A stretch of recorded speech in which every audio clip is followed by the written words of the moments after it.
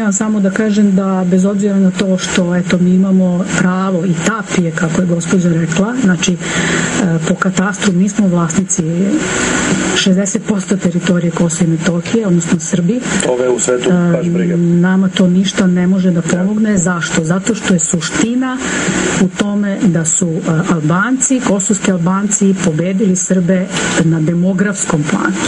I to je razlog zašto treba staviti akcenat na borbu protiv biološkog nestanka srpskog naroda, jer primer Kosova i Metohije može, odnosno Kosovo i Metohiju možemo imati i u drugim delovima Srbije. Da li znate da dole u opštini Kuršumlija, na primjer, tako su to potpuno ispražnjeni predeli? Da. To je nešto zastrašujuće. Ja sam recimo imala primer razgovore sa nekim našim mladim intelektualcima koji su recimo na magistarskim studijama u Kanadi, u Americi, i koji su mi rekli da su čak tražili od nadležnih institucija državnih kredite, bespovratne ili dugoročne, prosto imanja su ispražnjena, ljudi hoće da se vrate, žele da zasnuju porodice, žele da obrađuju zemlju i smatraju da bi tu upravo trebalo na jugu Srbije trebalo praviti tampon zonu kojom bi se sprečilo dalje širenje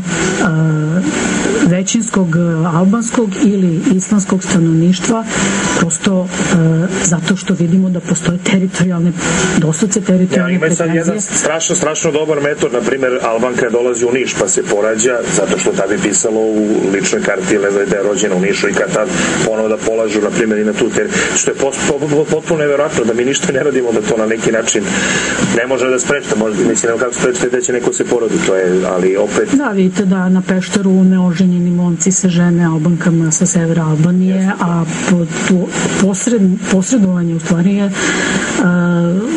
u tom, kako kažem, bračno posredovanje je započeo i ne znam da li danas obavlja jedan sveštenik Raško-Prizrenske eparhije. Naravno, svi ti brakovi iz Albanke su, ne znam koliko dece, ja sad nemam sve te statističke podatke, je rođeno otkako je krenuo taj proces, ali majke svakako znamo to i na sopstvenom primjeru vaspitavaju decu u duhu sopstvene tradicije, sopstvenog naroda. Može li ovako pošteno pitanje, da li mi možemo se obnovimo kao narod, s obzirom da čini mi se da mi izumiramo realno, onako i za koju godinu, za neku deceniju, ali da ne kažem, vrlo postoji jedna opasnost da budemo manjina u sopstvenoj zemlji. Sad, da li postoji neka mogućnost da se mi obnovimo ili je to možda bespovratan proces već? Ja smatram da je jedina mogućnost, ali zaista jedina mogućnost, bez obzira na postojanje neke nacionalne strategije koja je bila u javnoj raspravi, bez obzira na te priče kako je ekonomski faktor presudan, verujte da nije, jer su Srpkinje rađale i u najtežim uslovima pod otomanskom okupacijom, kada nije bilo ni hleba. Evo i danas slična situacija, umačemo hleb u čaj i tek će doći gore vreme, ali kažem, poenta je u tome da se mi obnovimo sami unutar sebe i da se vratimo. Mislim da ekonomisti i sociolozi smatraju da obrnut proces vraćanja iz grada na selo nije moguć. Ja tvrdim da jeste, samo je potrebno da postoji volja i želja i da se to polako počne da sprovodi. Znači, bez vraćanja na selo nije moguće obnova. To je jedini uslov. Znači, uslov svih uslova. Ali danas je... I obnavljanje poljoprivredne proizvodnje. Ja bih zaista zamolio, evo, slušao se da malo sačeka. Danas je zaista neverovatno kad pitate devojke da li bi da rađaju decu i to, nemamo uslove. Ja postavljam pitanje, koje su to uslove imale naše prababe, čukumbabe, pa su po 5, 10 imale, mislim. Koje su to one uslove imale, a danas recimo da nema, neka devojke ne može kao da rađe decu. U čemu se ovdje radi? U egocentrizmu, u sebičnosti, o nepostojanju ljubavi, u nekakvoj samodovoljnosti, gde pre svega ljudi ne shvataju, ne mogu da prihvate. Znači, jedno je racionalno saznanje, kada mi sada da sedimo i pričamo, to je tako zapisano u Svetom pismu, ne znam, u kanonima i poukama svetih otaca, a drugo je kada je egzistencijalni pristup u smislu da čovjek to doživi kao jedno preobraženje, kao jedno preumljenje, a to je u stvari drugim rečima u prevodu na srpski pokajanje. Koliko ove, recimo, ovi feministički pokreti? Pa naravno, uticaj jeste liberalna ideologija koja je došla sa zapada, jeste veoma presudan. Mi smo, zahvaljujući tome, u stvari posle dolaska komunizma na vlast imali jedan od najliberalnijih, odmah posle Sovjetskog saveza, zakona o abortusu. Što je strašno. Naravno, jer to je autogenocid i ne znam koliko puta Jasenovac. Tako da mi pre svega treba da budemo svesni toga da nemamo prava da se nadamo dok se zbog tog greha ne pokajemo i dok ne prekinemo da ga... Ja, zašto neko ovde sad forsira da treba, ne znam, žena da juri karijeru, da ne bude samo mašina za reprodukciju i tako, ja mislim, to je neverovatno. Pa ne, objektivno muškarac je lišen svoje arhetipske uloge muža i oca porodice i hranitelja porodice, znači lovca koji odlazi u šumu da ulovi i ulov donosi kući i time obezbeđuje porodicu, a žena svoje arhetipske uloge majke i domaćice. Zašto? Zato što on u ovoj postindustrijskoj eri ne može da zaradi, retko koji može da zaradi dovoljno da obezbedi sve ono što je potrebno za jednu normalnu egzistenciju. A da ne pričamo o tome da se sada nameću tako neke vrednosti i nekakvi statusni simboli koje treba dostići da bi se postignuo nekakav zadovoljavajući standard. Što je više onako sebičnost. A kada živimo na selu, mi imamo pre svega šta da jedemo, znači toga ne možemo, znači možemo uvijek da proizvedemo za sopstvene potrebe, a drugo, postoji nešto što se zove 3 generacije u istoj kući, pod istim krovom. Pa vi uvijek imate domaće vaspitanje od strane bake i deke i nekoga ko će baka servisa tako da pričuvava decu, roditelji koji mogu da obavljaju druge poslove iznad kuće i mlade koji brinu o starima, znači sve socijalne tako probleme rešavamo u jednom tu. Dobar dan. Dobar dan, gospođo. Rekla bih, srpskom narodu je neophodna istina i u njenom etimološkom pa i u duhovnom tumačenju. Stoga, rekla bih, kako tumačite ulogu patrijarha Irineja i vladike Irineja Bulovića, judejskog praznika Hanuke, koji je strogo zabranjen 65. kanonom svetih apostola. I budite, molim vas, iskreni i jasni, ljudi, na prijetno.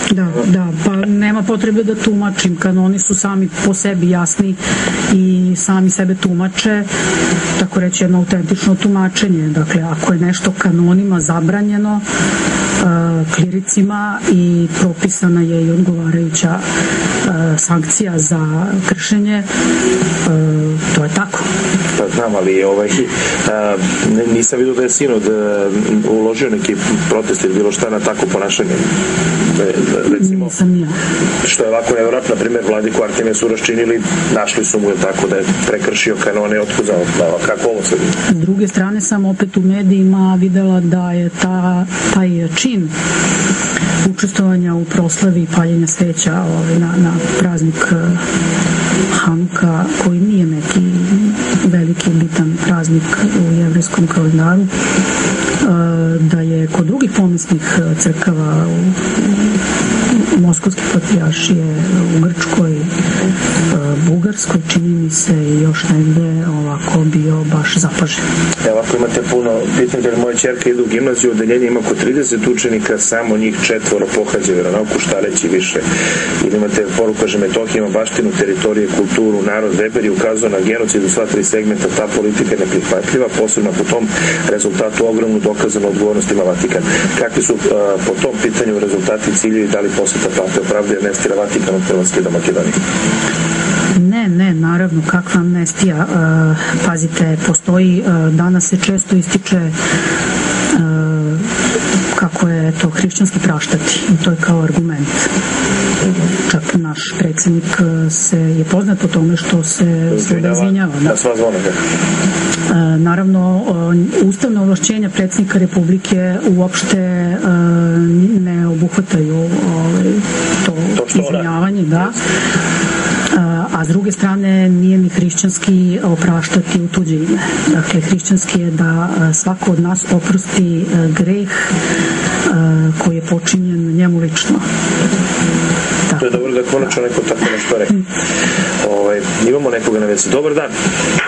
Halo. Halo, pomaže Bog. Bog pomogao, izvolite. Ovde je Rada Raičević, radionice Ikona iz Novog Sada. Izvolite.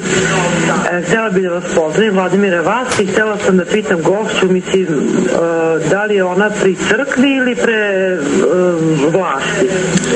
Da.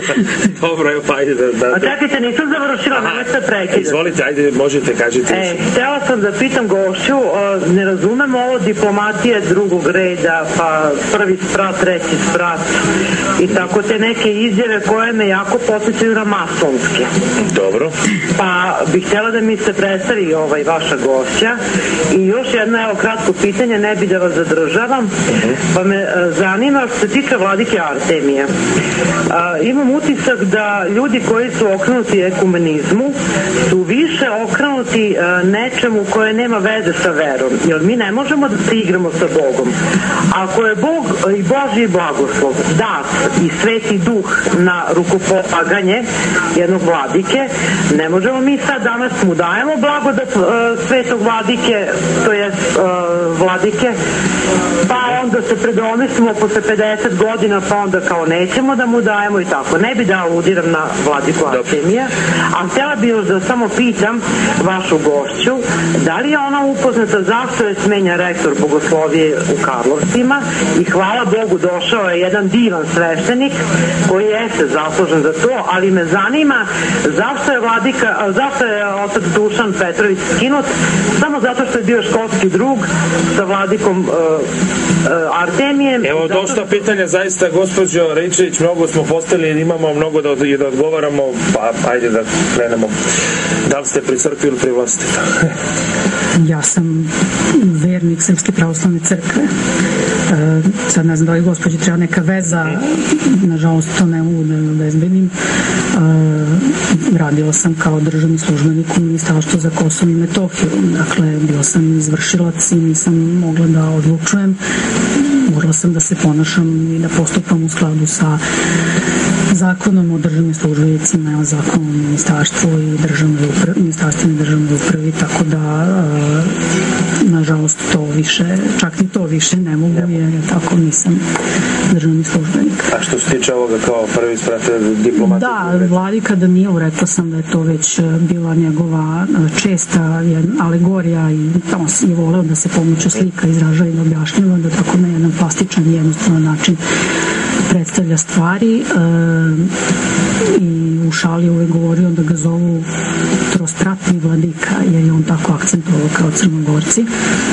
Nije bio mason, daleko toga, bio je pravoslavni episkop i ne vidim šta to gospođi smeta. Znači, evo ja mogu zaista da potvrdim da je moja današnja gošća neko ko je izuzetan stručnjak, inače i diplomirani teolog ste pre svega, ali neko izuzetan stručnjak za crkvenu diplomatiju, na tome ste magistrirali. Ja bih da ispravim ipak uz dužno poštovanje, nisam magistrirala, nam ispravne da se hvalim, dakle ja sam išla na magistarskim studijama, ali nisam još obranila tezu. Da.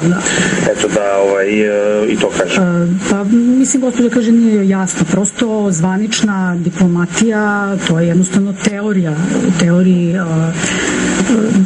naučnoj teoriji i diplomatije i spoljne politike došlo se do tih stavova da postoji zvanična ova diplomatija istorijska, tako kažemo, države koju formuliše vlada, sprovodi, odnosno formulišu u zavisnosti zapravo od ustavnog uređenja, sprovodi vlada i ministarstvo spoljnih poslova, koja može da je tako bude potpomognuta i nekim drugim vidovima u okviru te zvanične diplomatije, to je ta diplomatija drugog koloseka. Da, ovo za